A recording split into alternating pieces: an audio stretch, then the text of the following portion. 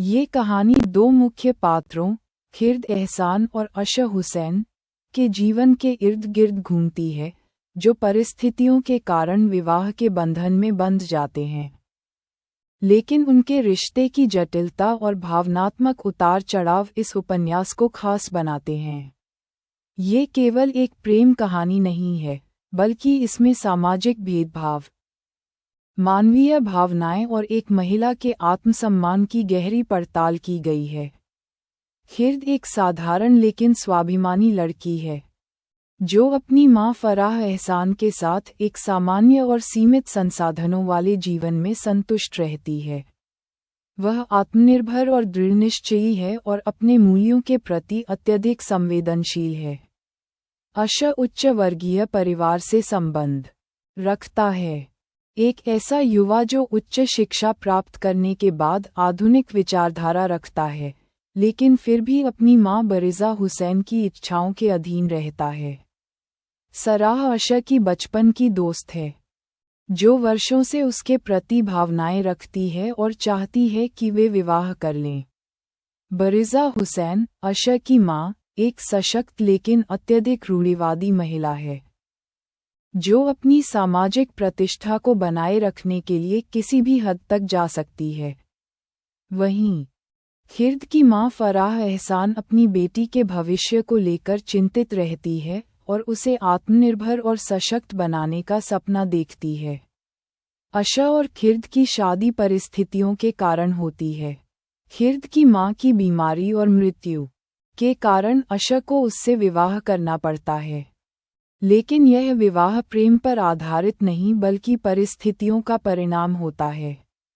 अशा इसे सामाजिक दबाव के रूप में देखता है और इसे अपनाने में हिचकिचाता है।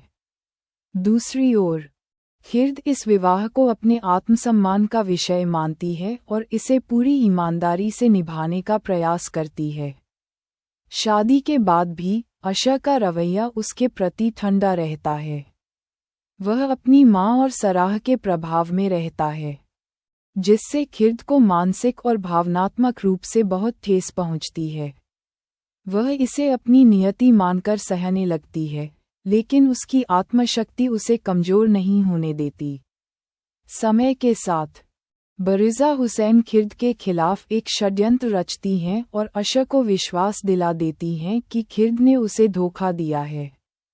अशा बिना किसी सच्चाई की जांच किए खिर्द को अपने जीवन से निकाल देता है।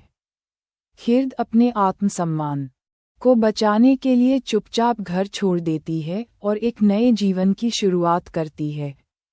वह एक संघर्षशील महिला की तरह अपने जीवन को संवारने का निर्णय लेती है और एक नई जगह जाकर अपने बच्चे हरेम को जन्म देती है।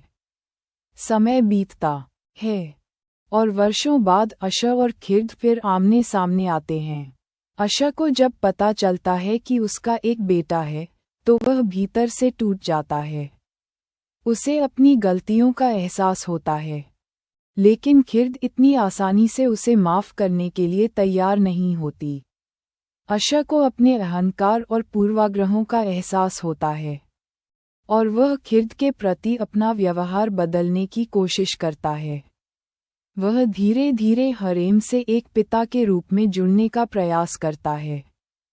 खिर्द को अशा की बदली हुई सोच और उसके पश्चाताप को देखकर समझ में आता है कि शायद अब भी उनके रिश्ते को एक मौका दिया जा सकता है, लेकिन वह ये भी समझती है कि केवल भावनाओं के आधार पर कोई रिश्ता सफल नहीं होता। उसमें विश्वास और आपसी सम्मान होना आवश्यक है। अंततः अशा और खिर्द अपने रिश्ते को दोबारा मौका देते हैं और अपने जीवन को एक नई दिशा में ले जाते हैं। ये कहानी सिर्फ पुनर्मिलन की नहीं, बल्कि आत्मसम्मान और प्रेम की एक नई परिभाषा गढ़ने की भी है। यह उपन्यास भावनात्मक गहराई से भरपूर है, जिसमें एक मजबूत महिला किरदार की यात्रा को दिखाया गया है। फरहत इश्तियाक की लेखन शैली प्रवाहमयी और प्रभावशाली है। कहानी के दौरान पाठक खिर्द की पीड़ा, संघर्ष, आत्मनिर्भरता और फिर से अपने लिए स्थान बनाने की कोशिशों से गहराई से जुड़ जाते हैं। अशा का कमजोर चरित्र उसकी अपूर्णता को दर्शाता है, लेकिन यही उसकी वास्तविकता भी बनाता है। यह उपन्यास सामाजिक बंधनों, पारिवारिक हस्तक्षेप और व्यक्तिगत स्वतंत्रता के बीच के संघर्ष को प्रभावी रूप से प्रस्तुत करता है। हमसफर एक दिल को छू लेने वाली कहानी है, जो रिश्तों की जटिलताओं को दर्शाती है। यह एक ऐसा उपन्यास है जो प्रेम, संघर्ष और आत्मसम्मान की नई परिभाषा देता है। फरहत इश्तियाक ने इसे एक शानदार शैली में प्रस्तुत किया है, जिससे पाठकों के दिलों में ये कहानी लंबे समय तक बनी रहती है। यह उपन्यास केवल प्रेम कथा नहीं, बल्कि एक महिला के आत्मसम्मान और साहस की प्रेरणादायक गाथा भी है।